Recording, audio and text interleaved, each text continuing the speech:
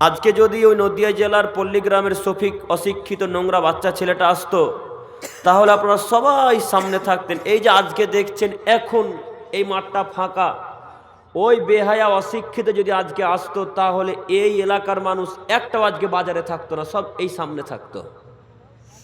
কথা মনে হয় বুঝেননি? কথা কি বুঝে আসছে? যেহেতু এটা ইসলামিক সভা, কেউ মূল্যায়ন করে না, কেউ দাম দিতে চায় না, দাম দিবেও না, কথাই ঠিক।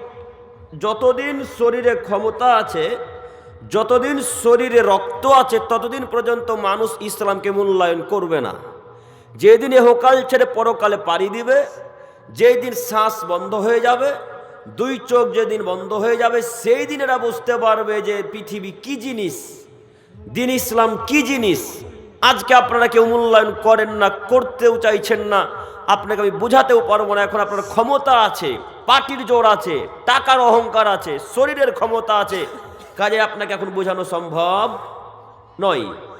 অতএব আমি আপনাকে এখন অনুরোধ করে বলতে চাচ্ছি যে শীতের দিন, ঠান্ডাও আলহামদুলিল্লাহ ভালোই আছে আজকে, তো ঘন হয়ে বসলে কি একটু কষ্ট হবে না ভালো লাগবে? ভালো লাগবে। তো চাচা আপনাদেরকে আবার দাওয়াত দেবো আমি, আবার দ্বিতীয়বার দাওয়াত দেওয়া লাগবে নাকি? সামনে এসে আপনারা বসবেন। আপনারা পিছনে কেন? পিছনে কারা এসে বসে জানেন? যারা বিড়িখোর গুটখাখোর তারা। কিভাবে? পিছনে এসে বসবে, বক্তব্য শুনতে ভালো লাগলে শুনবে, না ভালো লাগলে ওখান থেকে লুঙ্গি গুটিয়ে বাড়ি চলে যাবে। এটা তাদের নীতি। তো আপনাদের মুখে আলহামদুলিল্লাহ দাড়ি আছে, সুন্দর সুন্দর সুন্দর খুব দাড়ি, সাদা সাদা দাড়ি আছে, কালো দাড়ি। তো আপনি পিছনে থাকবেন, তো যুবক ভাইরা এখন কি করবে? আপনাদেরকে দেখে তো আমাদের মতো যুবকেরা পরিবর্তন হবে, তাই না? কথা বলেন একটু। তো আপনারা যদি পিছনে থাকেন তো কেমন দেখায়? আচ্ছা, এতক্ষণ সভাটা কেমন লাগছিল? এখন সভাটা আগের চাইতে একটু ভালো লাগছে কি? লাগছে তো? তো স্বভাব পরিবর্তন আপনাদেরকে করতে হবে। এই যুবক ভাই, আপনারা দেখেন, এই যে এই সমস্ত চাচারা বৃদ্ধ হয়ে গেছে, দাদুরা বুড়িয়ে গেছে, এই দাদুরা সমাজ পরিবর্তন করতে পারবে না। সমাজ পরিবর্তন করতে পারবেন আপনি। আপনার বয়স আজকে 32 বছর, আপনার বয়স আজকে 24 বছর, আপনার বয়স আজকে 27 বছর, আপনিই পারেন সমাজ পরিবর্তন করতে। এই বৃদ্ধ চাচারা দাদুরা সমাজ পরিবর্তন করতে পারবে না। এই দাদুরা যদি আজকে বলে, এই বেটা এইভাবে ঘুরছিস তো দাঁত ভেঙে দেবো, এই দাদুর কথা কেউ মান্যতা দিবে না। কেন? যখনই দাদু ওই লোকটাকে, ছেলেটাকে মারতে যাবে, তখন ওই ছেলেটা দৌড়ে পালিয়ে যাবে। দাদু ধরতে পারবে এখন? দাদু তো আর ধরতে পারবে না। তা আপনার বয়স আজকে 27 বছর, আপনার কথা মান্যতা না দিলে আর 10টা যুবককে ডেকে তার পিঠে চামড়াকে গুটিয়ে দিবেন, তুই অন্যায় কাজ করিস মানে এলাকাতে। আর ভয়ে, আপনাদের ভয়ে কেউ অন্যায় কাজ করবে এখন?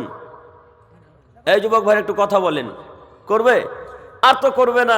তো সমাজ পরিবর্তন আপনাকেই করতে হবে, আপনাকেই আদর্শ সমাজ গড়ে তুলতে হবে। তাছাড়া বৃদ্ধ দাদুরা চাচারা পারবে না। অতএব নীতি পরিবর্তন করেন। আমি আপনাকে দেখাতে চাচ্ছিলাম সলাৎ। তার আগে এখানে আরো একটি জরুরি কথা, সমাজ পরিবর্তন যদি করা লাগে, সমাজ যদি পরিবর্তন করতে চান, তাহলে অন্তত আগে নিজেকে পরিবর্তন হতে হবে। নিজে যদি পরিবর্তন না হন, সমাজ কোশ্চিন কালো পরিবর্তন হবে না। উদাহরণস্বরূপ কয়েকটি কথা বলে আমি সামনের দিকে যেতে চাচ্ছি। তার প্রথম কথা হচ্ছে, যদি কোনো সর্দার, সর্দার বলেন না মোড়ল বলেন, সর্দার, যদি কোনো ক্যাশিয়ার, যদি কোনো দায়িত্বশীল, যদি কোনো প্রিন্সিপাল, যদি কোনো শিক্ষক অন্যায় অবিচার করে, অন্যায় কাজকর্ম করে, এক কথাই ওই লোকটা মুসলমানদের উপর অত্যাচার করে, ওই লোকটা যখন সমাজের সামনে বক্তব্য রাখবে, তার বক্তব্য সভা পাবে? জি, তার বক্তব্য এই মালদাতে মানাবে? তার বক্তব্য কেউ মানবে না। একটু আপনাদের এলাকার কথার কথা আমি বলছি না, আপনাদের এলাকার মানুষ, আমি বলতে চাচ্ছি কথার কথা, আপনাদের এলাকার যিনি সর্দার, ওই বিড়িখোর বা গুটখাখোর বা সিগারেট খোর, এক কথায় হারাম কাজকর্ম করে, তো এই সর্দারটা যদি আজকে এই জায়গাতে আমের গাছের গোড়াতে কেউ যদি মদ পান করে বা নেশাদার দ্রব্য খাই পান করে বা বিড়ি পান করে, আর ওই সর্দারটা এসে যদি বলে, এই বেটাই তুই বিড়ি পান করছিস, দাঁত ভেঙে দেবো একেবারে, এই কথা যদি কোনো সর্দার বলে, ওই ছেলেগুলো সর্দার কথা মানবে? কেন মানবে না? জি, সর্দারি তো বিড়িখোর। এখন তার কথাটা কেউ মান্যতা দিবে না। কথা কি আপনারা বুঝতে পারছেন? সর্দার যে কথা বাধা দিতে আসবে, সর্দার যদি আজকে মেলাতে বাধা দিতে যেত, তো সর্দারকে গ্রামের লোক, মেলার লোক বলতো, বেটা কালকে তো আপনার ছেলের বিবাহে গান বাজনা বাজলো, আজকে মেলা ঠেকাতে এসেছেন? সর্দারের বাড়িতে তো গান বাজে, ক্যাসেটের বাড়িতে তো টিভি চলে, সর্দার ক্যাসের সভাপতির বাড়িতে মহিলার তো উলঙ্গ হয়ে ল্যাংটা প্রতি দলের মেয়েদের মতো রাস্তাঘাটে চলাচল করে, তো কে আজকে মেলা ঠেকাবে বলেন তো দেখি? মেলা যে ঠেকাতে যাবে, এই যে মেলাটা আজকে বাধা দিবে, তো মেলাতে বাধা দেওয়ার মতো লোক তো প্রয়োজন না, এমনিতে মেলা বন্ধ হয়ে যাবে? মেলা তো এমনি বন্ধ হবে না। জাতি আজকে চাই যে জালসা মানেই মেলা। আমরা যারা সাধারণ মানুষ মনে করেছি জালসা মানে মেলা। কিছু কিছু মুসল্লিরাও আছে যারা 5 ওয়াক্ত সালাত আদায় করে, এরাও বলছে গো সালাতের পরে যে জালসাতে 2-1টা দোকান না বসলে মানায়। দেখেন আর ইমান কোথায় গিয়ে ঠেকেছে। জালসাতে 3-4টা যদি দোকান না থাকে তাহলে জালসা কেমন কেমন ন্যাড়া ন্যাড়া লাগে। ও দাদু, আপনার অন্তরে ইমান কাজ করে না, আপনার অন্তরে শয়তান বসে আছে। আপনি 5 ওয়াক্তের মুসল্লি, 5 ওয়াক্ত সালাত আদায় করেন, মেলাকে সমর্থন করেন, মানে ওই সমস্ত কাপুরুষের বাচ্চা কাপুরুষের মেলাকে সমর্থন করতে পারে, ওই সমস্ত অশিক্ষিত বাচ্চারা মেলাকে সমর্থন করবে যাদের অন্তরে ইমান নেই, যারা রাসূলকে ভয় করে না, যারা আল্লাহকে ভয় করে, রাসূলের নীতিকে গ্রহণ করেনি, তারা মেলাকে সমর্থন করবে। অন্তত যারা সালাত আদায় করে, যারা আল্লাহকে ভয় করে, যারা মুহাম্মদ সাল্লাল্লাহু আলাইহি ওয়াসাল্লামের নীতি মেনে নিয়েছে, যারা কোরআন হাদিসকে অনুযায়ী কোরআন হাদিসকে মেনে চলে, এরা অন্তত মেলাকে সমর্থন করতে পারবে না। তো যারা সালাত আদায় করছে এরাও যে বলছে মেলা বসতে দিতে হবে, তো এখন যারা নামাজ পড়ছে এদের অন্তরে ঈমান কি এখন আছে? যে এদের অন্তরে এখন ঈমান নেই। এরা সালাত আদায় করছে শুধুমাত্র একটাই কারণে, বয়স আজকে হয়ে গেছে 45 বছর, নামাজ না পড়লে ছেলেরা বলবে বাপ বুড়িয়ে যাচ্ছে, তাও নামাজ পড়ে না। এই কারণে শুধু বাপ সালাত আদায় করতেছে মসজিদে, তাছাড়া অন্য কোনো আর কারণ নেই। দাদু কথা মিলছে নাকি? কথা মিলছে? আমি বক্তব্য দেওয়ার পূর্বে একটা কথা বলতে ভুলে গেছি, যে আমি যতক্ষণ কথা বলবো আপনারা একটু আমার সাথে কথা বলবেন ইনশাল্লাহ। বলবেন ইনশাল্লাহ?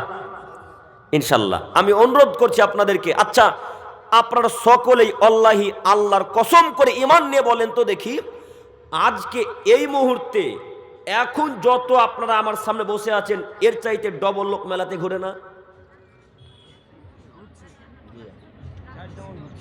4 ডবল। আজকে যদি আপনারা এখানে 100 জন থাকেন, তো ওখানে আমার আইডিয়া 600 থেকে 700 লোক ঘোরাঘুরি করছে। কথা মিলে? তো আজকে জালসা দিয়ে কোনো লাভ হলো? তাহলে কোনো তো লাভ হলো না। আমরা যে এতদিন ধরে অনুষ্ঠানটা করেছি কিসের আশাতে? জান্নাত যাব তার কারণে, না অন্য কোনো আশা আছে? আর জান্নাত যাব তাই, জাতিকে পরিবর্তন করব তাই। তো আমার কথা শুনে সবাই যে যাওয়ার সময় মেলাতে ঘুরে যাবে গো, তো কে পরিবর্তন হলো এখন? অতএব আপনাকে আমি অনুরোধ করে যাচ্ছি, এই মেলাকে ঠেকাতে হবে। আমরা সাধারণত মনে করেছি জালসা মানাই মেলা, জালসাতে আমার সালাসালি আসবে, শ্বশুর শাশুড়ি আসবে, গরুর মাংস 5 কিলো কিনবো, সবাই মিলে খাবে, হাসি ফুর্তি করে সকালবেলা ঘুম থেকে উঠে বাড়ি চলে যাবে। এটাই মনে করেছি আমরা জালসা। তা আসলে এটা কি জালসা? এটা কি প্রোগ্রাম? এটা কি দিনী সভা? এটা তো দিনী সভা নয়, ইসলামিক সভা হবে। কোনো প্রকারের মেলা বসবে না। বাড়িতে 1000 শ্রোতা যদি আসে, কারোর জন্য খাবার কোনো প্রয়োজন করার দরকার নেই।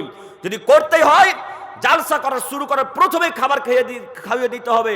জালসা চলাকালীন আর তাদের মুখে খাবার যাবে না। এখন এই স্থানে থাকবে রাত্রি 10টা-11টা পর্যন্ত। কই এখন আপনার পরিবার এখন দেখেন বাড়িতে গল্প করছে, আপনি এখানে আছেন। কথা আমার মিলেন আপনাদের সাথে? কথা মিলছে দাদু? বলেন তা আপনার সালাসালিকে কিসের জন্য দাওয়াত দিলেন? ভাত খাওয়ার জন্য শুধু, না জালসাতে কিছু শুনবে তার জন্য দাওয়াত দিলেন?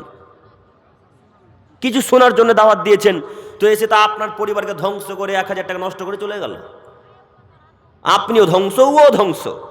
আপনার টাকা গেল, ওর ঈমান গেল। ও তো কিছু বোঝে না, দিন ধরো বোঝে না, সালাত আদায় করে না।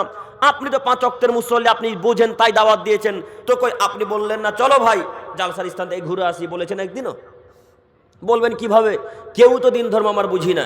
যাই হোক, আমি বলতে চাচ্ছিলাম আজকে থেকে পরিবর্তন হতে পারবো না ইনশাল্লাহ? পারবো ইনশাল্লাহ? ইনশাল্লাহ। আল্লাহ তুমি আমাদের এই গ্রামের মানুষকে কবুল করো, সকলে বলি আমিন। সম্মানিত উপস্থিতি, আমি বলছিলাম সালাত। সালাত এমনই একটা ইবাদত, যে ইবাদতের উপর সারা পৃথিবীর ইবাদত নির্ভর করে। সালাত এমনই একটা ইবাদত যার উপর পৃথিবীর সমস্ত ইবাদত নির্ভর করে। সালাতের উপর নির্ভর করে হজ, সালাতের উপর নির্ভর করে যাকাত, সালাতের উপর নির্ভর করে দান খায়রাত, সালাতের উপর নির্ভর করে মায়ের সাথে ভালো আচরণ নেকি, সালাতের উপর নির্ভর করে যাকাত, সালাতের উপর নির্ভর করে পৃথিবীর যত যাবতীয় ভালো কর্ম আছে, দান খায়রাত আছে, সব ইবাদত নামাজের উপর নির্ভর করে। যার নামাজ আছে তার সব ইবাদত আছে, যার নামাজ নেই তার কোনো ইবাদত নেই। অতএব যে লোকটা সালাত আদায় করে সে লোকটা মুসলিম, যে লোকটা সালাত আদায় করে সে কাফের, লা শাক্কা ফিহিন্না, এতে সন্দেহের কোনো অবকাশ নেই। যে লোকটা সালাত আদায় করে সে মুসলিম, যে লোকটা সালাত আদায় করে সে কাফের। একটু আপনাকে আমি মুহাম্মদ সাল্লাল্লাহু আলাইহি ওয়াসাল্লামের নীতি দেখাচ্ছি, দেখেন। ওই তো আপনাদের ওটা তো কাঁচা রাস্তা, ঢালাই রাস্তা তো নয়। ঢালাই রাস্তা কি? তো মনে করেন ওই কাঁচা রাস্তার উপরে একটা মৃত বিড়াল পড়ে আছে। তো বিড়ালটা 2-3 দিন পড়ে থাকার কারণে পেট নাড়ি বুড়ি ফেটে দুর্গন্ধ বেরোতে শুরু করেছে। তো এই কি গ্রামটার নাম, গোলাশিবগঞ্জের মানুষ টিকতে পারে না। গোলাশিবগঞ্জের মানুষ বিড়ালের দুর্গন্ধে টিকতে পারে না। পচা কোনো প্রাণী বা মানুষ যখন মারা যায় তখন তার দুর্গন্ধ একেবারে আলাদা হয়, টিকা যায় না, তাই না? তো এই প্রাণীটা ওই রাস্তাতে পড়ে আছে। তো এই লোকগুলার মধ্যে কোনো একটা লোক ওই মৃত বিড়ালটাকে তুলে নিয়ে গিয়ে মাঠে কোনো এক জায়গায় গর্ত খনন করে পুঁতে দিল। তো আল্লাহ নবী বলছেন, ওই যে লোকটা মৃত প্রাণীটাকে উঠিয়ে ফেলে এলো, ওই যে লোকটা কষ্টদায়ক বস্তুটাকে রাস্তা থেকে সরিয়ে দিল, ওই যে লোকটা রাস্তা থেকে পাথর সরিয়ে দিল, ওই যে লোকটা রাস্তা থেকে ভাঙা কাঁচকে সরিয়ে দিল, ওই যে লোকটা রাস্তা থেকে কাঁটাদায়ক বস্তুকে সরিয়ে দিল, এক কথাই কষ্টদায়ক বস্তুকে যদি কোনো আদমের ছেলে মেয়ে সরিয়ে দেয়, তো মুহাম্মদ সাল্লাল্লাহু আলাইহি ওয়াসাল্লাম বলেন ওই লোকটা জান্নাতে যাবে। কষ্টদায়ক বস্তু রাস্তা থেকে সরিয়ে দেওয়ার ফলাফল কি? কথা বলেন একটু, ফলাফল? কথা বলতে ভয় লাগছে। কষ্টদায়ক বস্তু সরিয়ে দেওয়ার ফলাফল কি? জান্নাত। উল্লেখ্য যে লোকটা মৃত প্রাণীটাকে, যে লোকটা কাঁটা পাথরটাকে, যে লোকটা কাঁচ ভাঙা কষ্টদায়ক বস্তুটাকে সরিয়ে দিল রাস্তা থেকে, এই লোকটা নামাজ পড়ে না। নেকি করেছিল জান্নাতে যাওয়ার মতো, কিন্তু নামাজ পড়ে না। আল্লাহ নবী বলছেন ওই যে লোকটা মৃত প্রাণীটাকে সরিয়ে দেওয়ার পরিবর্তে যে নেকি করেছিল জান্নাতে যাওয়ার, ওই নেকিটাকে আল্লাহ এখন কেটে দিবে। কেন? নামাজ পড়ে না তার কারণে। আমি কি বুঝাতে পারলাম? আপনি পৃথিবীর সমস্ত ইবাদত করেন না কেন, হাজার হাজার কোটি টাকা আল্লাহ রাস্তায় ব্যয় করেন, হাজার বার হজ করেন, লক্ষ কোটি বার উমরা করেন, হাজার হাজার ফকিরকে খাদ্য খেতে দেন, কিন্তু নামাজ পড়েন না। এই লক্ষ কোটি টাকা মসজিদে দান করা যেমন, সালাত আদায় না করলে দান করা মাটিতে ফেলে দেওয়া তেমন। অতএব আপনাকে আমি অনুরোধ জানাচ্ছি, লক্ষ কোটি বার যদি উমরা হজ করেন আর বড় হজ করেন, সালাত যদি না টিকে তাহলে কিয়ামতের মাঠে কোনো ইবাদত টিকবে না। অতএব আমি আপনার দিনী ভাই, আমি আপনার নাতি পোতার বয়সের ছেলে, আপনাকে আমি অনুরোধ জানাচ্ছি, আজকের পর থেকে এই এলাকার মানুষ সবাই আমরা সালাত আদায় করতে পারবো না ইনশাল্লাহ? পারবো ভাই ইনশাল্লাহ? এই যুবক ভাইরা আপনাদেরকে বলছি, পারবো তো ইনশাল্লাহ? সম্মানিত যুবক ভাই, সম্মানিত মুরব্বী সাহেব, আমি আপনাকে দেখাতে চাচ্ছিলাম সালাত। যে লোকটা সালাত আদায় করলো সে মুসলিম। আমাদের মাথাতে কথা রাখা ভালো হবে, মানুষের সালাত ততক্ষণ পর্যন্ত লাগবে যতক্ষণ সে লোকটা মুসলমান আছে। যখন সে হিন্দু হয়ে যাবে তখন তার নামাজ লাগে না। যখন কোনো লোক খ্রিস্টান হয়ে যাবে তখন তার নামাজ লাগে না। যখন কোনো মানুষ ইহুদি হয়ে যায় তখন তার নামাজ লাগে না। যখন কোনো মানুষ বৌদ্ধ হয়ে যায় তখন তার নামাজ লাগে না। যখন কোনো মানুষ সাঁওতাল হয়ে যায় তখন তার নামাজ লাগে না। একটু আপনারা সকলেই বলেন, খ্রিস্টানেরা কি নামাজ পড়ে? পড়ে না। তো এই এলাকার মানুষ কেউ কি কেরালা যায় কাজে? যান। কেরালা চেন্নাই যখন যাবেন তখন বড় বড় গির্জাঘর দেখতে পাবেন, খ্রিস্টানদের ইবাদতগাহ দেখতে পান না? তো এই যুবক ভাইরা কেরালা থেকে কাজ করে এসে বলছে এখন, আরে শোন, খ্রিস্টানেরাও নামাজ পড়ে রে, খ্রিস্টানেরাও নাকি নামাজ পড়ে। ও দেখেছে রবিবারের দিন চার্চে যায়, রবিবারের দিন চার্চে গিয়ে যিশু খ্রিস্টকে ডাকে, কি জানি বলে, তারা বলে ইয়া যিশু ইয়া যিশু, এভাবে কিছু বলে। তো এরা মনে করেছে খ্রিস্টানেরাও মুসলমান, তাই তারা খ্রিস্টানদেরকে মুসলমান বলে, এরা নামাজ পড়ে তার কারণে। তো খ্রিস্টানরা কি আসলে সালাত আদায় করে? ওটা কি সালাতের অন্তর্ভুক্ত? হাজার হাজার মানুষ শিয়াদেরকে মুসলমান বলে, হাজার হাজার মানুষ ইরানকে সাপোর্ট করে, করেন না? এই যে ভাই, আপনার সেদিন ফেসবুক কমেন্টে ফেসবুক পোস্ট দেখলাম, ওই স্টোরি দেখলাম, ইরানের যিনি বাদশাহ রাজা, যিনি প্রধানমন্ত্রী, তার ব্যাপারে খুব সুন্দর সুন্দর কথা লিখে পোস্ট করেছেন। আপনি জানেন ইরানকে? আপনার জানা আছে ইরানকে?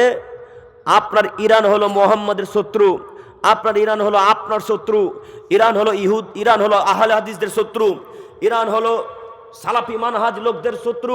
আপনি জানেন হাজার হাজার সালাফি মানহাজের লোককে, হাজার হাজার আহলে হাদিস আলেমকে ইরানের এক কাতারে দাঁড়িয়ে করে রাইফেল দিয়ে গুলি করে মারা হয়েছে। তারা শিয়া। আপনি কিভাবে শিয়াকে মুসলমান বললেন? এই 3 নম্বর শ্রেণীর অশিক্ষিত যুবকেরা শিয়াকে মুসলমান বলে মাথাতে নাচে। এই 3 নম্বর শ্রেণীর অশিক্ষিত যুবকেরা শিয়াকে মুসলমান বলে। কে বলল শিয়া মুসলিম? অসম্ভব, কখনো নয়। শিয়া মুসলিম নয়, শিয়ারা কাফের, শিয়ারা কাফের, শিয়ারা কাফের।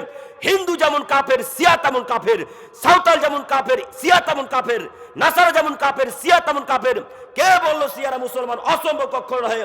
তবে এতটুকু মাথায় রাখা ভালো হবে, শিয়াদের মধ্যে কেউ কেউ মুসলমান আছে, তবে আপনি যাকে সাপোর্ট করছেন এই লোকটা মুসলমান নয়। আপনি খোঁজ খবর নিয়ে দেখেন, দিন রাত আরবের বিরোধিতা করে, দিন রাত। দেখেননি? আপনি বলছেন ও আব্দুল করিম ভাই, ওই তো ফিলিস্তিনকে সেদিন শিয়ারা সাপোর্ট করলো, ওই ইরানের প্রধানমন্ত্রী সাপোর্ট করলো, তো কিভাবে তিনি খারাপ? আপনি ইতিহাস পড়ে দেখেন, ইরান মুসলমানদেরকে সহযোগিতা করার জন্য সাপোর্ট করেনি, সেই গাজাকে ফিলিস্তিনকে কবজায় নিয়ে আসার জন্য সাপোর্ট করেছে। ওরা আজও চায় যে গাজাকে দখল করব, ওরা আজও চায় ফিলিস্তিনের রাজত্ব করবো, ওরা আজও চায় যে মক্কা মদিনাকে দখল করে নেব, কিন্তু আল্লাহর রহমত তাই সেগুলো তারা পারবে না। আপনাকে আমি কি দিয়ে বুঝাই? শিয়াদের বড় গোষ্ঠী একটা কাফের, শিয়াদের মধ্যে সবাই কাফের, এ কথা কিন্তু ভুল, মাথায় থাকবেন ইনশাল্লাহ। শিয়াদের মধ্যে বড় গোষ্ঠী, তাদের মধ্যেও দল আছে, যেমন আমাদের মধ্যে আহলে হাদিস, সালাফিস, ওই আহলে হাদিস, হানাফি, দেওবন্দি, চিস্তিয়া, নকশবন্দি আদির এরকম দল নাই? আছে তো। ওদের মধ্যে এরকম কিছু কিছু লোক আছে, তাদের মধ্যে কেউ কেউ মুসলমান সত্যিকারের। এক কথায় তারাই মুসলিম যারা মোহাম্মদকে বিশ্বাস করে, যারা সাহাবাদেরকে মেনে নিয়েছে, যারা আল্লাহর কথাকে মেনে নিয়েছে, তারাই মুসলিম। কিন্তু আপনি জানেন যারা এখন বর্তমান প্রধানমন্ত্রী, তারা আপনার আয়েশা রাদিয়াল্লাহু তাআলা আনহাকে গালি দেয়। যারা এখন বর্তমান প্রধানমন্ত্রী, তারা আবু বকর সিদ্দিক রাদিয়াল্লাহু তাআলা আনহুকে গালি দেয়। যারা এখন বর্তমান প্রধানমন্ত্রী, যে শাসক যারা চালাচ্ছে, যারা দেশ পরিচালনা করছে, তারা মোহাম্মদকে গালি দেয়। আস্তাগফিরুল্লাহ, ভুল হলো। তারা আবু বকরকে গালি দেয়, তারা উমরকে গালি দেয়। তাদের ধারণা আয়েশার আলোচনাতে, আয়েশার পরামর্শতে ওই আবু বকরকে প্রথম খলিফা বানানো হয়েছিল। কেন? প্রথম খলিফা হওয়ার যোগ্যতা ছিল আলী রাদিয়াল্লাহু তাআলা আনহুর। আচ্ছা আপনারা বলেন তো দেখি, এই যোগ্যতা কি আলীর ছিল সর্বপ্রথম না আবু বকরের? কথা আপনারা আমার বুঝতে পারেননি, কথা বুঝতে পারেননি। সর্বপ্রথম খলিফা কে? কে? আবু বকর সিদ্দিক রাদিয়াল্লাহু তাআলা আনহু। তো ওই শিয়াদের ধারণা যে আবু বকর প্রথম খলিফা হওয়ার যোগ্যতা ছিল না, সর্বপ্রথম যিনি খলিফা হওয়ার যোগ্যতা রেখেছিলেন তার নাম আলী। এরা আলীকে মানে, এরা আবু বকরকে মানে না। এরা উমরকে গালি দেয়, এরা উসমানকে গালি দেয়। আল্লাহ নবী বলছেন, পৃথিবীর মানুষ তোমরা শোনো, উমর যে রাস্তা দিয়ে চলেন সে রাস্তা দিয়ে শয়তান চলে না। উমর যে রাস্তা দিয়ে যাতায়াত করেন ওই রাস্তা দিয়ে শয়তান যাতায়াত করে না। পৃথিবীর মানুষ, উমর যে রাস্তা দিয়ে চলেন সে রাস্তা দিয়ে শয়তান যায় না। এই অশিক্ষিত শিয়ার বাচ্চা শিয়ারা উমরকে গালি দেয়, উসমানকে গালি দেয়, আবু বকর সিদ্দিক রাদিয়াল্লাহু তাআলা আনহুকে আবু বকর সিদ্দিক রাদিয়াল্লাহু তাআলা আনহুকে গালি দেয়, আম্মা জান আয়েশা রাদিয়াল্লাহু তাআলা আনহাকে গালি দেয়। যিনি পৃথিবীর সমস্ত মহিলাদের মধ্যে দামি মহিলা, খাদিজা রাদিয়াল্লাহু তাআলা আনহার পরেই বলেন, এই শিয়া আয়েশাকে গালি দেয়, এই শিয়া আবু বকরকে গালি দেয়, যারা মুহাম্মদ সাল্লাল্লাহু আলাইহি ওয়াসাল্লামের সাহাবীদেরকে গালি দেয়, তারা কি মুসলমান? তারা তো মুসলমান নয়। তো আপনি ফেসবুক স্টোরিতে তাদের নাম দিলেন কেন? হ্যাঁ, আপনি না এমএ পাস ছাত্র, আপনি না বিএড পাস ছাত্র, আপনি আপনাদের শামসি কলেজের টপ স্টুডেন্ট, ভালো ছাত্র, তো আপনি শিয়াদের বিরুদ্ধে না জেনে তাদেরকে নিয়ে কথাবার্তা শুরু করলেন কেন? সম্মানিত মুরব্বী সাহেব, আমি বিরোধিতা করতে আসি না, আমি আপনাকে দেখাতে চাচ্ছি শিয়ারা মুসলমান নয়। এখনো সন্দেহ আছে নাকি শেখ? শিয়ারা মুসলমান, বড় গোষ্ঠী একটা কাফের। একটু আগে একটা কথা বললাম না, কালকে সকালবেলা বললেন না শিয়ারা সবাই কাফের, এটা নয়। শিয়াদের অনেকগুলো গোষ্ঠী আছে, তার মধ্যে একটা বড় গোষ্ঠী কাফের, তার মধ্যে এরা। কথা মনে থাকবেন ইনশাল্লাহ, ইনশাল্লাহ। অতএব অনুরোধ করে বলতে চাচ্ছি, ওই যে খ্রিস্টানেরা যেমন সালাত আদায় করে না, খ্রিস্টানদের সলাতও লাগে না, ইহুদিদের সলাত লাগে না। তো এখন আপনাদের এলাকার গোলাশিবগঞ্জ মানুষদেরকে অনুরোধ করে বলতে চাচ্ছি, যারা এখন আপাতত সলাত আদায় করেন না, তাহলে কি আপনারা নিজেকে খ্রিস্টান মনে করেন? তাহলে কি আপনারা নিজেকে ইহুদি মনে করেন? আপনারা কি নিকৃষ্ট শিয়া মনে করেন নিজেকে? তাহলে কি আপনারা নিজেকে সাঁওতাল মনে করেন? সলাত লাগে না সাঁওতালদের। চাচা, সাঁওতালদের নামাজ পড়তে হয়? হয় না।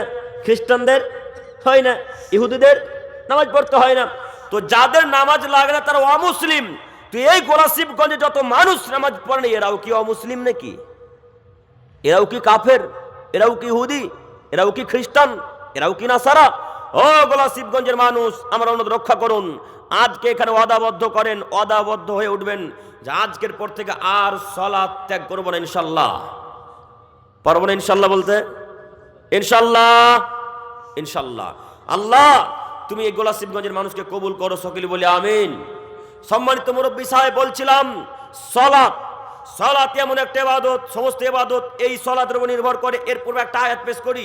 মহান আল্লাহ তাআলা বলেন, ইন্নাস সালাতা তানহা আনিল ফাহশাই ওয়াল মুনকার। পৃথিবীর মানুষ মনে রেখো, নিশ্চয় সালাত, নিশ্চয় নামাজ মানুষকে অন্যায় অশ্লীল কাজকর্ম থেকে বিরত রাখে। আল্লাহর বাণী, এই যে কোরআন মাজিদ।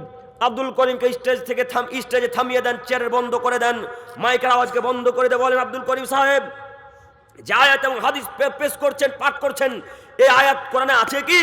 ওই হাদিস সহিহ হাদিস কি? আব্দুল করিমকে ঠেকিয়ে দিয়ে বলেন, আব্দুল করিম 24 ঘন্টা আপনাকে হাদিস কোরআন দেখার জন্য প্রস্তুতি গ্রহণ করে এসেছে জঙ্গিপুর মুর্শিদাবাদ থেকে। একটু আপনাকে দেখাই। এই কোরআন মাজিদের মধ্যে আল্লাহ বললেন, ইন্নাস সালাতা তানহা আনিল ফাহশাই ওয়াল মুনকার। হে পৃথিবীর মানুষ, তোমরা যারা মুহাম্মদ সাল্লাল্লাহু আলাইহি ওয়াসাল্লামকে বিশ্বাস করো, পৃথিবীর মানুষ তোমরা যারা আল্লাহকে মেনে নিয়েছো, তোমরা যারা জান্নাত জাহান্নামকে বিশ্বাস করেছো, তোমাদেরকে বলছি শোনো, নিশ্চয় নামাজ মানুষকে অন্যায় অশ্লীল কাজকর্ম কথাবার্তা থেকে বিরত রাখে। নিশ্চয় সালাত মানুষকে নোংরা কাজকর্ম থেকে বিরত রাখে। নিশ্চয় নামাজ মানুষকে নোংরা কাজকর্ম করতে দেয় না।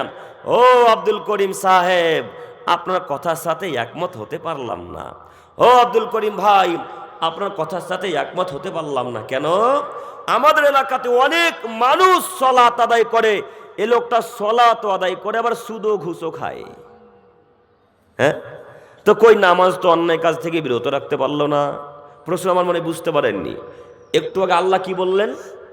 যে নামাজ এমনই একটা ইবাদত যে অন্যায় অশ্লীল কাজকর্ম থেকে বিরত রাখে। ও আব্দুল করিম সাহেব, আমাদের গ্রামের পাশে বাড়িতে একটা লোক আছে, লোকটা 5 ওয়াক্তের সালাত আদায় করে, মাঝে মাঝে তাহাজ্জুদও পড়ে, আবার নফল সালাত আদায় করে সকালবেলা। তো এই লোকটা নামাজও পড়ে, সুদও খায়। তো কই নামাজ তো অন্যায় কাজ থেকে বিরত রাখতে পারলো না। ও আব্দুল করিম ভাই, কথা ভুল হচ্ছে আপনার। আমাদের এলাকাতে হাজার মানুষ আছে যারা মুসল্লি সালাত আদায় করে, এরা নামাজও পড়ে, আবার বিড়িতে টানও মারে। তো কই এরা তো অন্যায় কাজ থেকে বিরত থাকতে পারলো না। ও আব্দুল করিম সাহেব, এরা নামাজও পড়ে, আবার মানুষকে গালিও দেয়। তো কই নামাজ মানুষকে অন্যায় কাজ থেকে বিরত রাখতে পারলো? কথা কি আমার বুঝতে পেরেছেন? তার মানে আল্লাহ তাআলা কি মিথ্যা কথা বললেন? নাউজুবিল্লাহি মিন জালিক। আল্লাহ তো মিথ্যা কথা বলবে না, আল্লাহর কথা কোনোদিন মিথ্যা হবে না। তার মানে আমি আর আপনি আল্লাহর কথাকে বুঝতে ভুল করেছি। আল্লাহ বললেন, যারা একনিষ্ঠভাবে একাকী চিত্তে একমাত্র আমাকে খুশি করার জন্য সালাত আদায় করবে, শুধুমাত্র জান্নাতে আশা আকাঙ্ক্ষা নিয়ে, তারাই অন্যায় কাজকর্ম থেকে বিরত থাকবে, তারাই গালমন্দ থেকে বিরত থাকবে, তারাই বিড়ি থেকে বিরত থাকবে, তারাই মদ গাঁজা থেকে বিরত থাকবে। তাছাড়া মানুষকে খুশি করার জন্য যারা নামাজ পড়ে, লোক দেখানোর উদ্দেশ্যে যারা সালাত আদায় করে, এরা অন্যায় কাজ থেকে বিরত থাকতে পারবে না। কথা কি বুঝা গেল? আপনাকে দেখাবো, দেখবেন এক্ষুনি আপনার আব্বা নামাজ পড়ে 5 ওয়াক্ত সালাত আদায় করে, তারপর আপনার বাপ নোংরা কাজকর্ম ছাড়নি, তার জ্বলন্ত প্রমাণ দেখেন। এই গোলাশিবগঞ্জে আপনার বাপ এখন যদি থাকে, আপনার বাপের পকেট এখন চেক করেন, এখনো বিড়ি আর গুলগুটকা আছে, নাই না? হো যুবক ভাই, নাই? চেক করবো নাকি? কারোর পকেটে নাই না? সব ফেরেশতা গো। হ্যাঁ, সবার পকেটে গুজা আছে। তো আচ্ছা, একটু দাদু একটু এদিকে দেখেন, এদিকে দেখেন তো। নিজেকে কি আহলে হাদিস দাবি করেন না? হ্যাঁ কি না বলেন? নিজেকে কি আপনারা আহলে হাদিস দাবি করেন? নিজেকে কি সালাফি আকীদার অনুসারী, সালাফি আকীদার মানুষ দাবি করেন? নিজেকে কি মুহাম্মদ সাল্লাল্লাহু আলাইহি ওয়াসাল্লামের উম্মত দাবি করেন? তো আপনি যদি আহলে হাদিস দাবি করলেন তো বেদাতীদের নীতি গ্রহণ করলেন কেন? আপনি আহলে হাদিস মানুষ, বেদাতীদের নীতি অনুসরণ করবেন কেন? আপনি দেখতে পান না বেদাতি হুজুরদের ঠোঁট লাল টুকটুকে হয়ে থাকে, ওই হুজুরটা কি লিপস্টিক দিয়েছে নাকি? হ্যাঁ, হুজুর জর্দা পান খেল ঠোঁটকে লাল করেছে। ওরা জর্দাখোর, ওরা গুটখাখোর, ওরা বিড়িখোর, ওরা জর্দা পান খায়। আপনি আহলে হাদিসের বাচ্চা, আপনি সালাফি আকীদার মানুষ, আপনি করে বিড়িগুল গুটখা খাবেন, নিজেকে মানুষ মনে করেন না? কি দেখাতে চাচ্ছেন নিজেকে? ক্ষমতা দেখিয়ে এই গোলাশিবগঞ্জে টিকতে পারবেন না। আপনার চাইতে অতীব শক্তিশালী ছিল ফিরাউন, আছে পৃথিবীতে? আপনার চাইতে অতীব শক্তিশালী মানুষ ছিল নমরুদ, আছে পৃথিবীতে? আপনার চাইতে অতীব শক্তিশালী মানুষ ছিল কারুন, আছে পৃথিবীতে? আপনার চাইতে অতীব শক্তিশালী খুব বড় দেহের অধিকারী অনেক লম্বা মানুষ, আপনার চাইতে বেশি শক্তিশালী ছিল আদ জাতি সামুদ জাতি, আছে পৃথিবীতে? না এর ফলে আল্লাহর কাছে চলে গেছে পরকালে? আছে, আদ জাতি আছে, সামুদ জাতি আছে। আল্লাহ এদেরকে এত ক্ষমতা দিয়েছিলেন, আল্লাহ এদেরকে এত ক্ষমতা দিয়েছিলেন, এরা যদি পাহাড়ে এইভাবে একটা ঘুষি মারতেন তো পাহাড় চূর্ণ বিচূর্ণ হয়ে যেত। এখন বর্তমান তাফসীর কারক ব্যাখ্যাকারকরা ব্যাখ্যা করছে, বিশ্লেষণ করছে, সম্ভাবনা করা যায়, আশা করা যায় যে মিশরের যত পিরামিড আছে সব পিরামিড ওই জাতির তৈরি। কেন? সেই যুগে তো এত বড় বড় মেশিন ছিল না, সেই যুগে তো এত বড় বড় ক্রেন ছিল না, সেই যুগে তো এত বড় জেসিবি ছিল না, সেই যুগে তো এত দামি দামি মেশিন যন্ত্র ছিল না। ছিল কি? ছিল না। তো এই বড় বড় 20 টন 20 টন ওজনের পাথরকে, 1 কুইন্টাল ওজনের পাথরকে কে চাড়তে পারে? ওরাই। 100 টন 200 টন ওজনের পাথরকে একাই তুলে আছাড় দিয়ে ফেলে দিতে পারে, তার নাম আদ জাতি সামুদ জাতি। এত শক্তিশালী মানুষ ছিল তারা। তারা আছে পৃথিবীতে? ক্ষমতা দেখিয়েছিল আল্লাহর সাথে। আল্লাহ নবী যখন এসে বললেন এই সালাত আদায় করতে হবে, আল্লাহকে চিনতে হবে, তোমাদের চাইতে আরো শক্তিশালী একজন আছে, তার নাম আল্লাহ। তখন তারা অহংকার করে বলে আমাদের চাইতে শক্তিশালী পৃথিবীতে আরো কেউ আছে। তাদের অহংকার। তখন আল্লাহ তাআলা বৃষ্টি বন্ধ করে দিলেন, তাদেরকে ধ্বংস করে দিলেন। তা আপনি আদ জাতির চাইতে কি? আপনি আদ জাতি নমরুদের, ফেরাউনের, কারুনের নখের যোগ্যতা রাখেন বদের দিক দিয়ে, নখের। তা আপনি কিসের অহংকার দেখাচ্ছেন? কেন অহংকার দেখাচ্ছেন? আজকের পর থেকে এই নোংরা জিনিসগুলো পরিত্যাগ করতে পারবো না ইনশাল্লাহ? পারবো ইনশাল্লাহ। তবে একটি কথা মাথায় রাখবেন, যদি না পরিত্যাগ না করতে পারেন, না ছাড়তে পারেন, একটি হাদিস আপনার জন্য যথেষ্ট। আবু দারদা রাদিয়াল্লাহু তাআলা আনহু বলেন, রাসূল সাল্লাল্লাহু আলাইহি সাল্লাম বলেছেন, লা ইয়াদখুলুল জান্নাতা মুদমিনুল খামর, যারা নেশাদার দ্রব্য নিয়মিত খায় পান করে এরা জান্নাতে যাবে না। আচ্ছা, এই যে হাদিসটা আমি পেশ করলাম, এটা কি আমার কথা না মুহাম্মদ সাল্লাল্লাহু আলাইহি সাল্লামের কথা গো? মুহাম্মদ সাল্লাল্লাহু আলাইহি সাল্লামের কথা। তো মুহাম্মদ সাল্লাল্লাহু আলাইহি সাল্লামের কথা কি মিথ্যা হবে কোনোদিনও? তার কথা তো মিথ্যা হবে না কোনোদিন ইনশাল্লাহ। তো আজকের পর থেকে যত পকেটে এই যাবতীয় বিড়ি, গুল, গুটকা, গাঁজা, হিরোনিয়া বা তেরাঙ্গা, জর্দা, সিগারেট, ফেন্সিডেল, এই যাবতীয় জিনিস আছে, আজকে এইখানে ভেঙে চূর্ণ বিচূর্ণ করে মাটির তলে, ওই লারার তলে ভরে দিতে পারবেন না? হ্যাঁ পারবেন ইনশাল্লাহ। ও ভেঙে দিয়ে আবার খাবে, হ্যাঁ আবার খাবে। তার মানে অন্তর্ত ঈমান কাজ করে না। কি দাদু? ছাড়বে না? না। আবার যে লোকটা বিড়ি খায় ওই লোকটাই চায়ের দোকানে গিয়ে সকালবেলা বলবে যে গাঁজাকে রক্ষা করতে হবে, জিহাদ করতে হবে। ভারত সরকার যদি আমাদেরকে জিহাদের ব্যবস্থা করে দেয় তাহলে আমরা গাঁজার পক্ষ থেকে ওই ইহুদিদের বিরুদ্ধে জিহাদ করব। ও বেটা বিড়ি খেয়ে জিহাদ করবে, ও গাঁজা খেয়ে জিহাদ করবে, ও সলাত আদায় না করে জিহাদ করবে। যার সলাত নাই তার জিহাদ আছে? হ্যাঁ, তো আপনি তো নামাজই পড়েন, আপনার জিহাদ কিসের? আপনি জিহাদ করবেন? অসভ্য অশিক্ষিত মানুষ, একটু তো বিবেচনা করা উচিত, একটু তো বেহায়া, একটু বিবেকবান হওয়া উচিত, একটু তো বিদ্যা বুদ্ধি থাকা উচিত। সম্মানিত মুরব্বী সাহেব, আপনাকে আমি অনুরোধ জানাচ্ছি, আপনি হাদিস মানুন চাই না মানুন, সেদিন কিয়ামতের মাঠে আপনার সাথে অনেক কথা হবে। এ কথা মাথায় রাখবেন। আল্লাহ নবী বললেন, যারা এ যাবতীয় জিনিস নেশাদার দ্রব্য খায় পান করবে এদেরকে আল্লাহ তাআলা কিয়ামতের মাঠে রক্ত, পুজ আর অত্যন্ত গরম পানি পান করাবে। সেদিন পান করতে পারবেন? যখন গরম পানি আল্লাহ আপনাকে দিবে, আপনি পান করবেন তৃষ্ণার জ্বালাতে, খুব পিয়াসা লেগে থাকবে, পিয়াসার যন্ত্রণা আপনি যখন পান করবেন, যেমনই গরম পানি আপনি মুখ দিয়ে পান করবেন, সমস্ত নাড়ি ভুড়ি পায়খানা দ্বার দিয়ে পিছন দরজা দিয়ে বল বল বল করে বেরোতে থাকবে। কিচ্ছু পেটের ভেতর থাকবে না। এমন জিনিস আল্লাহ পান করাবে, না ক্ষুধা নিয়ন্ত্রণ করবে, না আপনার ভুখ মিটাবে, না আপনাকে খিদা, না আপনার ভুখ মিটবে, না খিদা থেকে বাঁচবেন, কিছুই হবে না। মধ্যবর্তী জায়গাতে আল্লাহ আপনাকে রেখে দিয়ে এই শাস্তি যতদিন পর্যন্ত আল্লাহর ইচ্ছা ততদিন পর্যন্ত দিবে। তো আমরা কেউ চাই যে পুজ আর রক্ত পান করি? কেউ চাই? কেউ তো আমরা চাই না। আমাদের সামনে যখন গরু ছাগল কাটা হয়, জবাই করা হয়, হালাল করা হয়, তখন আমরা রক্তের সামনে গোশ ভাত খেতেও নোংরা করি, ঘৃণা বোধ করি, তাই না? করি না আমরা অনেকেই? আমাদের সামনে কেউ যদি বমন করে দেয়, কোনো ছেলে মেয়ে বাচ্চা ছেলেরা বা কোনো বৃদ্ধ মানুষেরা, বা কেউ যদি মলমূত্র ত্যাগ করে, তারা সেখানে বসে থাকতেও আমরা নোংরা বোধ করি, করি না? তো এর চাইতো নিকৃষ্ট জিনিস পান করবে, এটা আল্লাহর ওয়াদা। মাথাতে কথায় রাখবেন, আল্লাহর ওয়াদা মিথ্যা হবে না কোনোদিন ইনশাল্লাহ। সহিহ মুসলিম মিসকাতের হাদিস। অতএব আপনাকে আমি অনুরোধ জানাচ্ছি, নীতি পরিবর্তন করেন। আমি আপনার ছেলে মানুষ, আমি আপনার ছেলের মতো, আমি আপনার ভাইয়ের মতো, নাতিপোতার মতো। আজকে থেকে এই নোংরা কাজগুলো ত্যাগ করবো ইনশাল্লাহ, ইনশাল্লাহ। নামাজি এমনই একটা ইবাদত যে সব নোংরা কাজকর্মকে ছাড়াতে পারে। শুধুমাত্র নামাজ আদায় করেন আর একমাত্র আল্লাহকে খুশি করার জন্য পড়েন। দেখেন আস্তে আস্তে আস্তে আস্তে যত নোংরা নীতি ছিল আপনার ভেতরে, সব নোংরা নীতিগুলো ত্যাগ হয়ে যাবে ইনশাল্লাহ। আজকে থেকে চেষ্টা করি ইনশাল্লাহ, একটু একটু করে, একটু একটু করে। আজকে হঠাৎ যে আপনি বিড়ি ছেড়ে দেবেন, এটাও আমি বলতে চাচ্ছি না। যাদের অন্তরে তাজা ঈমান আছে, একবারে 100% যাদের ঈমান আছে তারা পারবে। আর যাদের 100-তে 30% ঈমান আছে তারা তো পারবে না, তাই না? তারা পারবে না। তার জ্বলন্ত প্রমাণ। দাদু আপনার বয়স কত?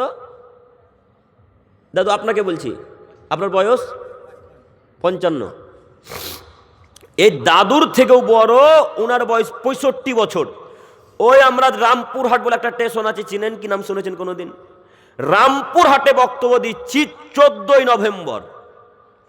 তো বক্তব্যের কথা আস্তে আস্তে কোনো এক পর্যায়ে এই কথাগুলো চলে এসেছে। তারা আবার হানাফি মানুষ, আপনারা তো আহলে হাদিস, ওরা আবার হানাফি মানুষ। আমরা হানাফিদের প্রোগ্রামে অনেকেই যাই, আলহামদুলিল্লাহ, এখন বুঝতে শিখেছে তারা।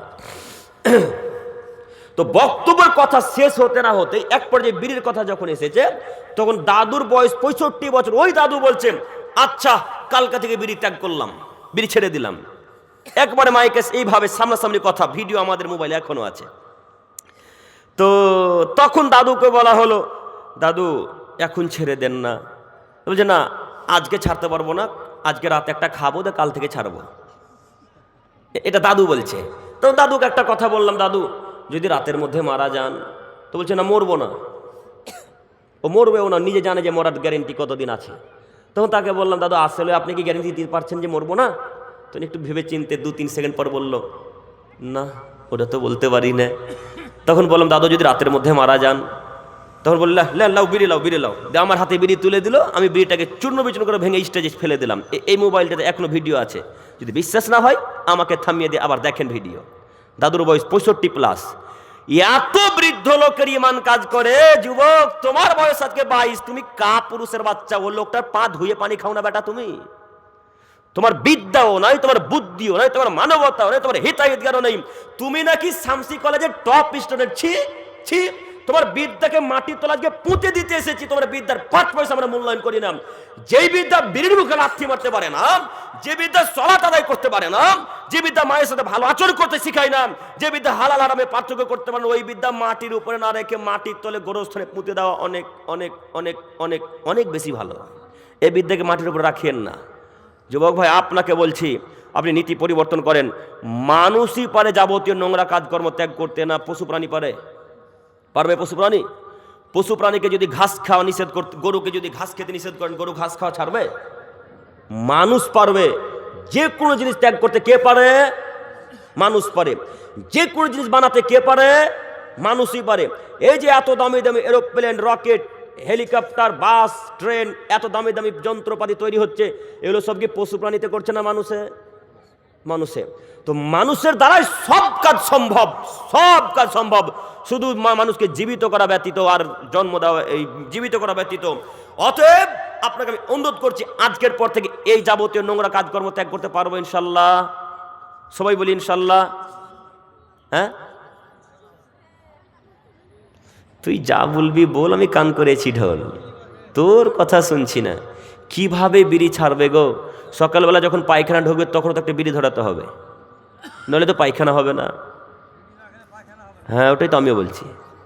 বিড়ি না খেলে পায়খানা হবে না।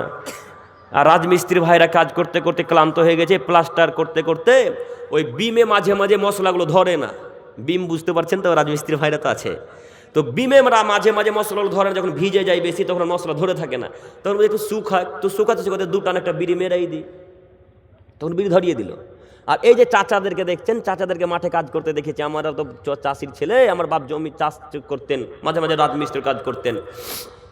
তো আমার বাপ কখনো এক দিনের জন্য দেখলাম যে আমার বাবার জর্দা পান বা সাদা পানও মুখে দিয়েছে। সাধারণ মানুষ, আল্লাহ আমার আব্বাকে জান্নাতুল ফেরদাউস দান করুন, সকলে বলি আমিন। আব্বু মারা গেছে, সকলে দোয়া করবেন। তো আব্বাকে যখন খাবার দিতে যেতাম মাঝে মাঝে, তখন ওই দাদুদেরও খাবার আসতো।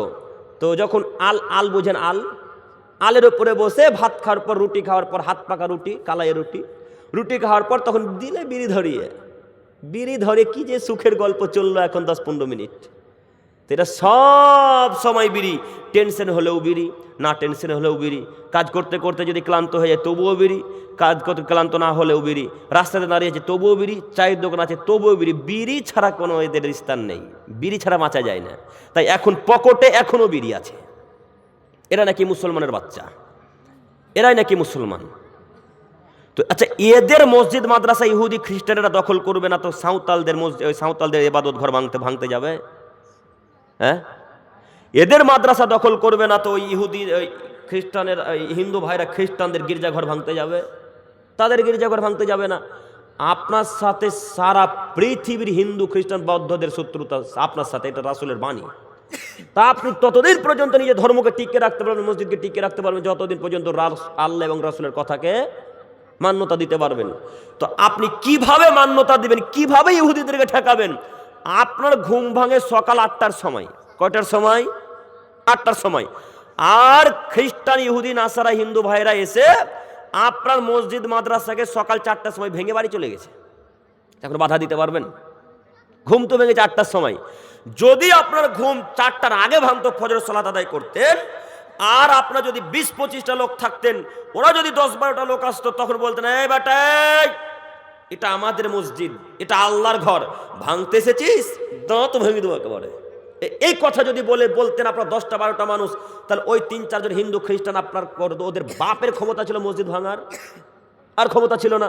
আপনি যখন ঘুমিয়ে তখন ওরা মসজিদ ভাঙে, আপনি যখন শুয়ে তখন ওরা মাদ্রাসা ভাঙে, আপনি যখন ঘুমিয়ে তখন ওরা বাবরি মসজিদ ভাঙে, আপনি যখন ঘুমিয়ে তখন ওরা মাদ্রাসাকে চুরি করে নেয়, আপনি যখন ঘুমিয়ে তখন ওরা গোরস্থানের উপর বুলডোজার চালায়, দেখতে পান না উত্তরপ্রদেশে? আর কি দিয়ে আপনাদেরকে বুঝাবো? সব এগুলো আমাদের পাপের শাস্তি, পাপের কারণে আল্লাহ নবী বললেন, পৃথিবীর মানুষ তোমরা যতদিন পর্যন্ত 2টি জিনিসকে আঁকড়ে ধরে রাখতে পারবে, যতদিন পর্যন্ত 2টি জিনিসকে মেনে চলবে, ততদিন পর্যন্ত কোনো ইহুদি, কোনো খ্রিস্টান, কোনো বৌদ্ধ, কোনো সাঁওতাল, কোনো হিন্দু, পৃথিবীর কোনো জাতি তোমাদের ক্ষতি করতে পারবে না, যতদিন পর্যন্ত 2টি জিনিসকে মেনে চলবে। তার একটি হচ্ছে কোরআন, আর একটি হচ্ছে হাদিস। কজন আমরা মানি কোরআন হাদিস? কজন মানি? আজকে যে আমি এতক্ষণ থেকে সলাতের ব্যাপারে কথা বলছি, কয়জন সলাত আদায় করবেন দেখি, হাত তুলেন তো। করবেন ইনশাল্লাহ?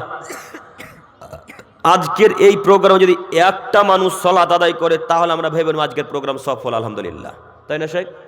তাহলে প্রোগ্রাম সফল, অন্তত এর মাধ্যমে আমরা নেকি তো পাবো। অতএব যুবক ভাই, আপনাদেরকে আমি অনুরোধ জানাচ্ছি, নীতি পরিবর্তন করেন। আজকে থেকে যে কোনো মূল্যে আল্লাহর বিধানকে মান্যতা দেওয়ার চেষ্টা করবো ইনশাআল্লাহ, ইনশাআল্লাহ। সম্মানিত মুরব্বী সাহেব, এরপরের আয়াত, মহান আল্লাহ তাআলা বলেন, মা সালাকাকুম ফি সাকার। পৃথিবীর মানুষ শোনো, যখন জাহান্নামীদেরকে একত্রিত করে জাহান্নামের দরজার মুখে নিয়ে যাওয়া হবে, এবার জাহান্নামে নিক্ষেপ করবে, তখন জাহান্নামীরা সকলে তাদেরকে জিজ্ঞাসা করবে, ও জাহান্নামবাসীরা, ও জাহান্নামী দলেরা, তোমরা কেন জাহান্নামে এসেছো গো? একটু বলো তো, কিসের কারণে এসেছো? কি পাপের কারণে আজকে জাহান্নামে এসেছো? তখন সমস্ত জাহান্নামবাসী উত্তরে বলবেন, কালু লাম নাকু মিনাল মুসাল্লিন। পৃথিবীর ও জাহান্নামীরা শোনো, ও গেটম্যান শুনুন, আমরা নামাজ পড়তাম না পৃথিবীতে, এই কারণে আমরা জাহান্নামে এসেছি। কিসের কারণে? উত্তরে আসবে নামাজের কারণে। যারা সালাত আদায় করবে না, এরা কোথায় যাবে? জাহান্নামে যাবে। কার বাণী? আল্লাহর বাণী। আর কেন এসেছো বলো তো, আর কি পাপ করেছো একটু বলো না, আমরা শুনি। তখন তারা আবার উত্তরে বলবে, ওয়ালাম নাকু নুতইমুল মিসকিন, আমাদের এলাকাতে ফকির মিসকিন আসতো, আমরা রাস্তাঘাটে যখন বেরোতাম তখন ফকির মিসকিন ভিক্ষা চাইতাম, আমরা তাদেরকে লাথি মেরে দূর করে দিতাম, তাদেরকে আমরা ভিক্ষা দিতাম না, তাদেরকে কটু মন্তব্য করে কথা বলতাম, তাদেরকে জোর গলায় ঝিঝুটি মেরে ধমক দেখে কথা বলতাম। এই কারণে আমরা জাহান্নামে এসেছি। কয়টা কারণ? দুইটা কারণ। আরো এর পিছনে আরো কারণ আছে 3-4টা, আমি সেদিকে যেতে চাচ্ছি না, আমি এই দুইটা কথা নিয়ে পেশ করতে চাচ্ছি। এক, নামাজ পড়তাম না তাই জাহান্নামে এসেছি। দুই, ফকির মিসকিনকে খেতে দিতাম না, তাদের সাথে ভালো আচরণ করতাম না, এই কারণে জাহান্নামে এসেছি। ও আমার দাদা, ও আমার যুবক ভাইয়েরা, সম্মানিত মায়েরা, আজকের পর থেকে সালাত আদায় যে কোনো মূল্যে করার চেষ্টা করবো ইনশাল্লাহ। ইনশাল্লাহ যদি সালাত আদায় না করেন তো কিয়ামতের মাঠে টিকতে পারবেন না। তবে এখানে একটি কথা, আল্লাহর যদি দয়া হয়, যদি দয়াতে আল্লাহ জান্নাত দিয়ে দেয়, তো আমি কি কিছু করতে পারবো? আমি তো কিছু করতে পারবো না। আল্লাহ যদি পৃথিবীর সব থেকে পাপী মানুষের প্রতি দয়া করে, তো আমরা কেউ তার বিরোধিতা করতে পারবো? শেখ পারবো কি? কেউ বিরোধিতা করতে পারবো না। তো আল্লাহ যদি আপনার প্রতি দয়া করে, নামাজ না পড়েও যদি আল্লাহ আপনাকে জান্নাত দেয়, তো আমরা তো কিছু বলতে পারি না। তবে এমন হাদিস কোরআনের ভিত্তিতে আমি আপনাকে বলতে চাচ্ছি, যারা সালাত আদায় করে না তাদের প্রতি আল্লাহর দয়া হবে না। আল্লাহর 99টি দয়া আছে। কয়টি? 99টি দয়া। একটি দয়া আল্লাহ আমার মাঝে, আপনার মাঝে, সারা পৃথিবীর পশু প্রাণীর মাঝে, জিনের মাঝে, গরুর মাঝে, ছাগলের মাঝে, সাপের মাঝে, ব্যাঙের মাঝে, মুরগির মাঝে বন্টন করে দিয়েছে। একটি দয়া। সারা পৃথিবীতে যত জড়বস্তু, জড় পদার্থ, প্রাণী আছে, যা কিছু আছে, সবার প্রতি একটি দয়া আল্লাহ ভাগ করে দিয়েছে। আল্লাহর কাছে আছে কতটি দয়া? 99টি দয়া। একটা দয়ার অধিকার, একটা দয়ের কিঞ্চিত পরিমাণ হয়তো আপনার অন্তর আল্লাহ দিয়েছে। এই কিঞ্চিত পরিমাণ দয়া থাকার কারণে আপনি আপনার ছেলেকে, আপনার স্ত্রীকে কত ভালোবাসেন, বাসেন না? আল্লাহর আপনার এতটুকু দয়া, তারপরেও আপনি আপনার নাতিকে, পোতাকে ঘাড়ের উপরে মাথাতে করে নিয়ে মাঝে মাঝে রাস্তাতে ঘুরে বেড়ান। এমনি মাথাতে ঘাড়ে নিলেন ওকে, দয়া না থাকার কারণে?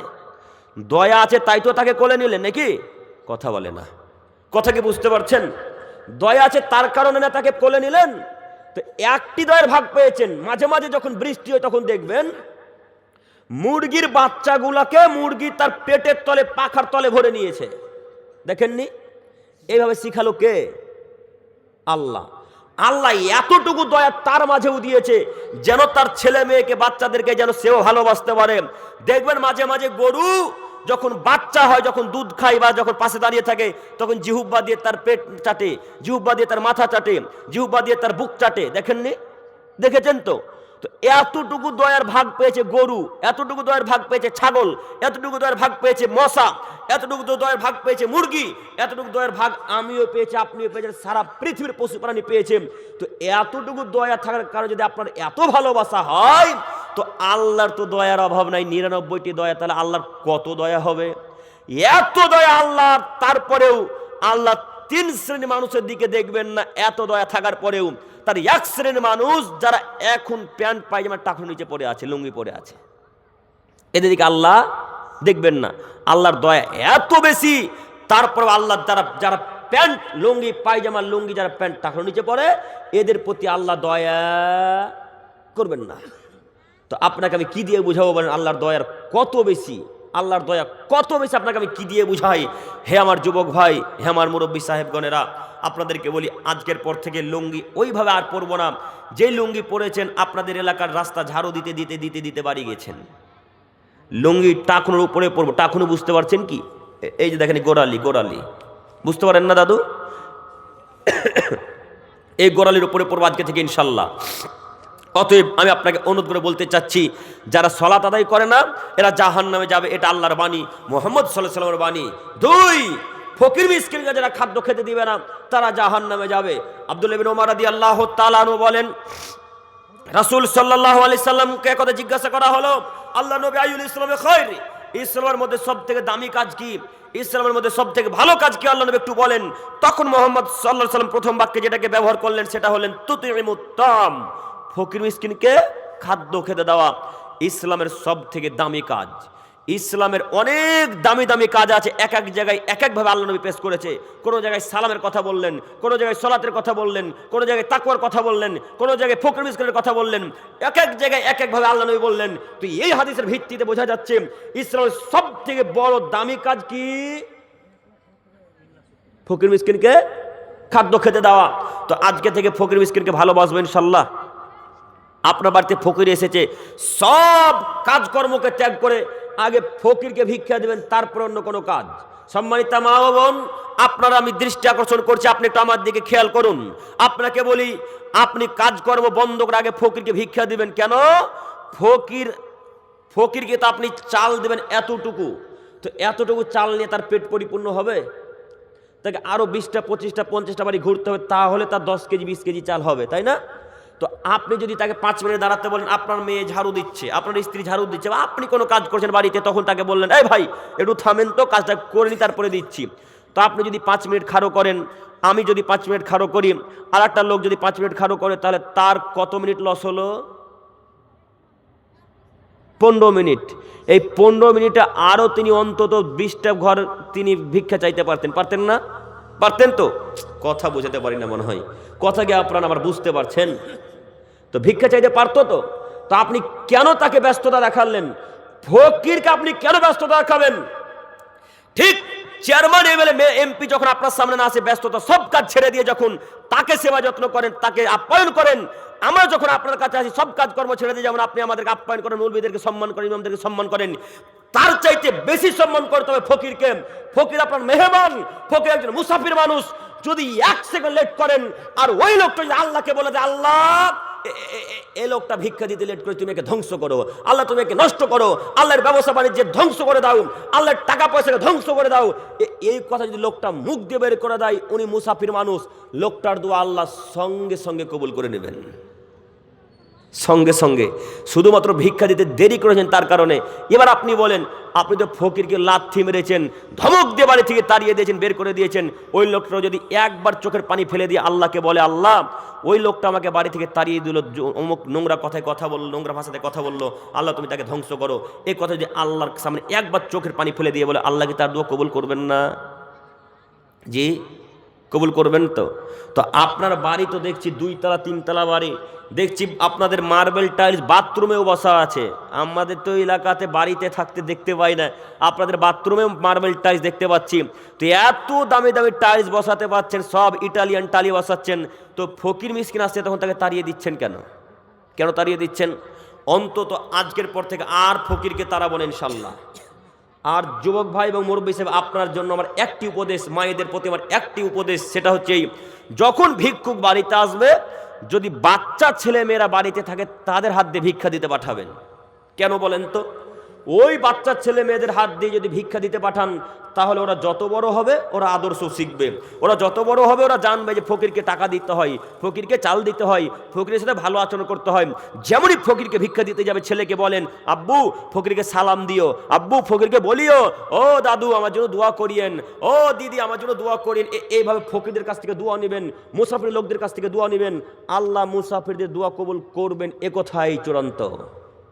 অতএব তাদের কাছ থেকে সদস্যদের ভালো দোয়া চাইবেন, তাদেরকে আপনি বদ্ধ করতে বাধ্য করবেন না। সম্মানিত মুরব্বী সাহেব, সম্মানিত দিনী ভাই ও বোন, অনুরোধ রক্ষা করুন, আজকের পর থেকে ফকিরকে আর অন্তত ব্যস্ততা দেখাবো না ইনশাল্লাহ। ইনশাল্লাহ যদি তাকে কষ্ট দেন তো আল্লাহ তাআলা বললেন আমি এদেরকে জাহান্নামে দেব। অতএব বলছিলাম, মানুষ বেশিরভাগ কারণে, 2টি কারণে জাহান্নামে যাবে। তার একটি হচ্ছে সালাত, দ্বিতীয়টি হচ্ছে ফকির মিসকিনের সাথে খারাপ আচরণ করার কারণে। অতএব এই গোলাশিবগঞ্জের মানুষকে অনুরোধ করে বলতে চাচ্ছি, অন্তত ফকির মিসকিনের সাথে ভালো আচরণ করব, পিতা মাতার সাথে ভালো আচরণ করব, ভাই বোন আত্মীয় স্বজনের সাথে ভালো আচরণ করব, তাহলে জান্নাত যেতে পারবো। কেন? আল্লাহ নবী বললেন, ইন্নাস কালা শাইইন ইউজাউ ফি মিজানিল মুমিন খুলুকুন হাসান। পৃথিবীর মানুষ তোমরা মনে রাখো, কিয়ামতের মাঠে যখন আল্লাহ তাআলা সমস্ত ইবাদতের মিজান করবেন, ওজন করবেন, কিয়ামতের মাঠে যখন আল্লাহ তাআলা সমস্ত ইবাদতের যখন ওজন করবেন, দাড়ি পাল্লা করবেন, তখন সব থেকে যে ইবাদতটা ভারী হবে সেটা হলো উত্তম চরিত্রের নেকি, ভালো আচরণের নেকি। একটু আপনি আমার দিকে দেখেন, আপনারা আলেম ওলামা ইকরামগণের মুখে শুনেছেন, পৃথিবীর মধ্যে আশ্চর্য ইবাদত, পৃথিবীর মধ্যে সব থেকে ব্যতিক্রম ইবাদত, পৃথিবীর মধ্যে সব থেকে দামি ইবাদতের নাম সালাত। শোনেননি?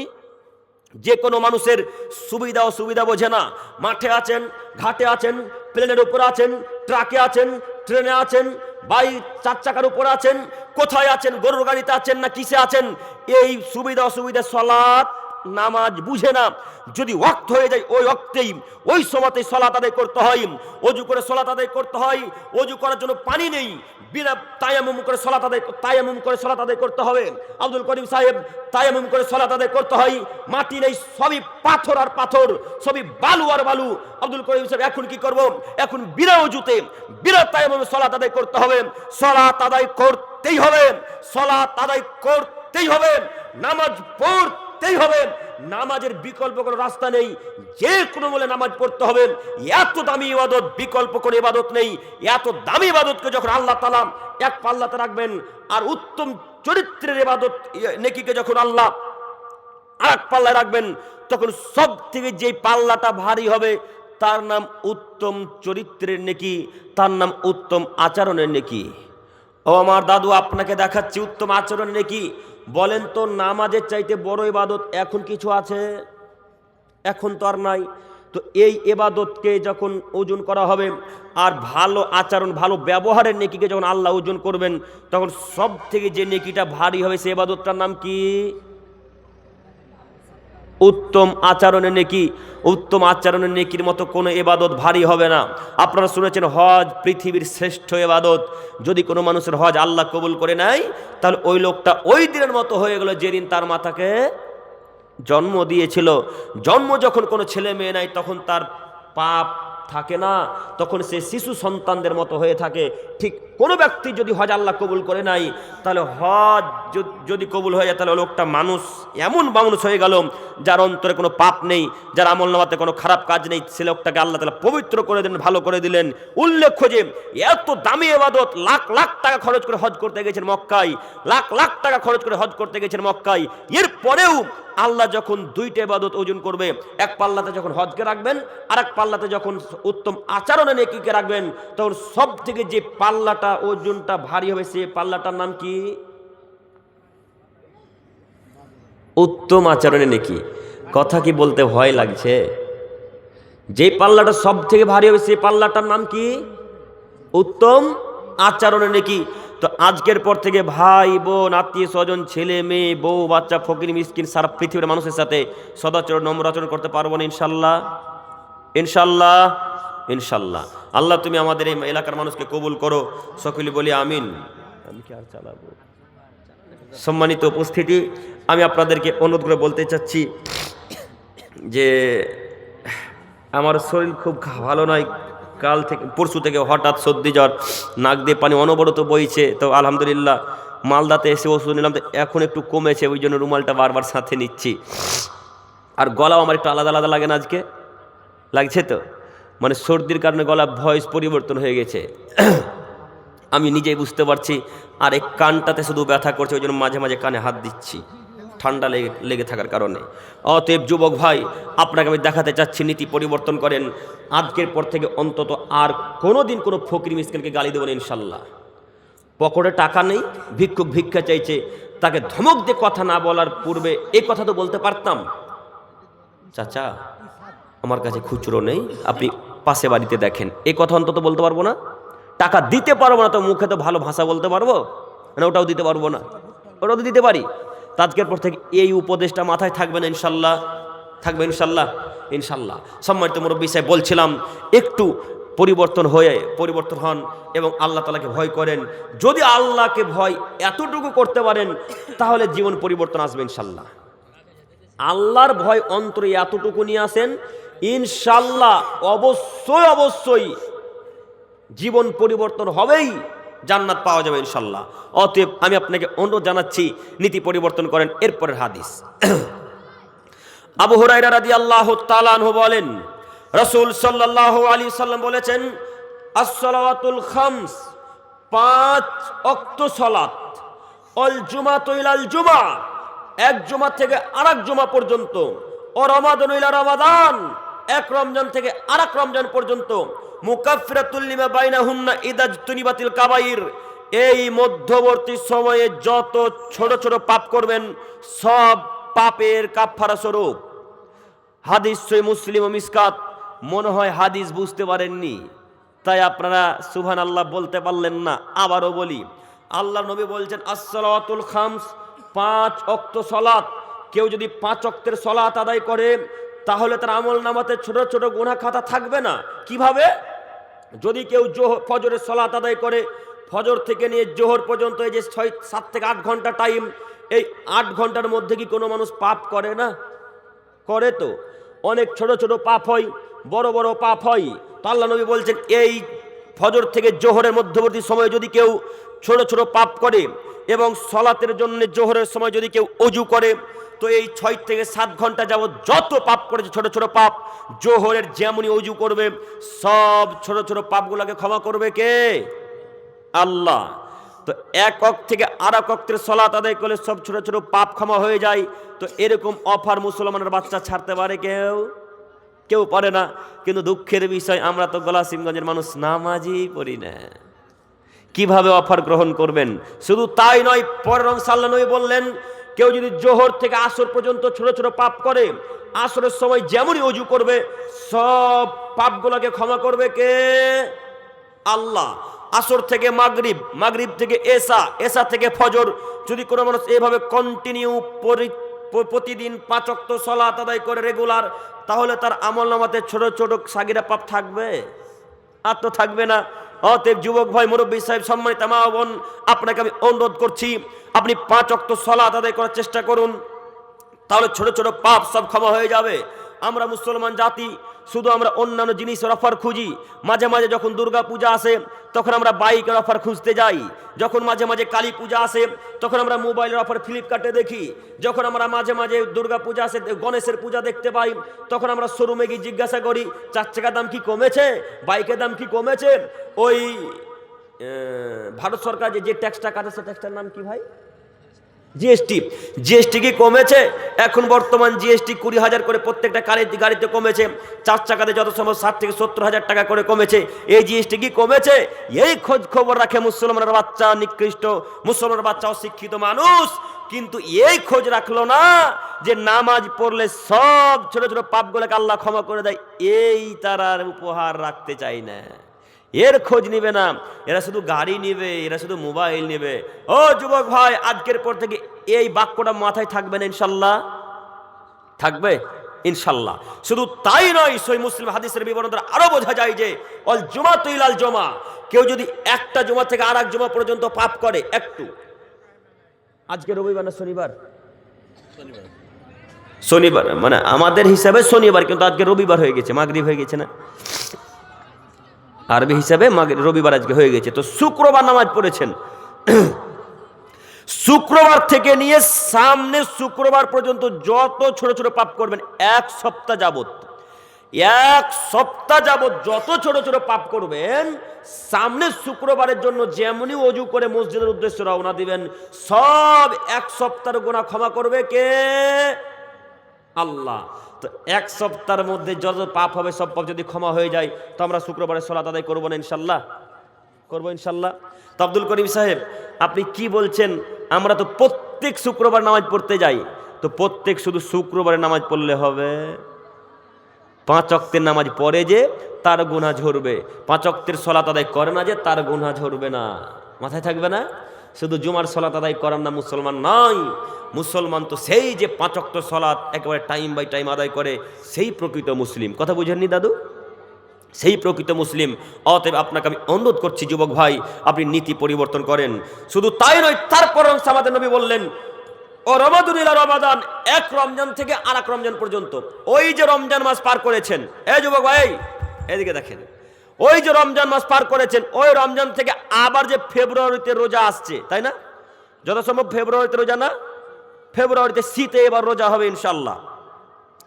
তো এই যে রোজা, ওই রোজা থেকে শেষ ঈদের দিন থেকে নিয়ে এই রোজার আগের দিন পর্যন্ত 1 বছর যাবত যত পাপ করবেন ছোট ছোট, যেমনই রমজান মাসের প্রথম সিয়াম সাহারি খাবেন, সব 1 বছরের গুনাহ ক্ষমা করবে কে? আল্লাহ। 1 বছরের গুনাহ যদি আল্লাহ ক্ষমা করে দেয়, 1 সপ্তাহের গুনাহ যদি আল্লাহ ক্ষমা করে দেয়, প্রত্যেক দিনের গুনাহ যদি আল্লাহ ক্ষমা করে দেয়, তাহলে ওই লোকটার জাহান্নামে যাবে? লোকটা তো জাহান্নামে যাওয়ার প্রশ্নই আসে না।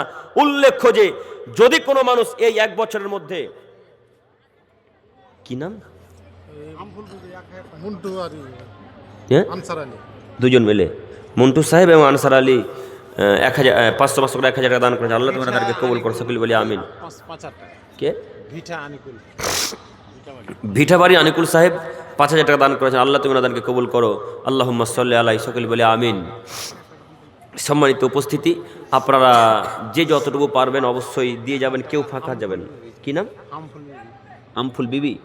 আমফুল বিবি মহিলা মানুষ 1000 টাকা দান করেছেন, আল্লাহুম্মা সাল্লি আলাইহা, আল্লাহ তুমি ওনাদেরকে কবুল করো। আল্লাহ মহিলা মানুষ তারপরে 1000 টাকা দান করেছেন, আল্লাহ তুমি ওনাদেরকে কবুল করো। যে আশাতে, যে নিয়াত উনি দান করেছেন, আল্লাহ তুমি তার নিয়াতকে পূর্ণ করো, সকলে বলি আমিন। সম্মানিত দিনী ভাই ও বোনেরা, আপনারা যেহেতু সকলে অবগত আছেন যে এই গোলাশিবগঞ্জ জামে মসজিদের উন্নতিকল্পে বিরাট ধর্মীয় জালসা, আলহামদুলিল্লাহ। ওইগুলো মারপিট করছে কেন ওরা? একজন যান, সবাই যেতে হবে না।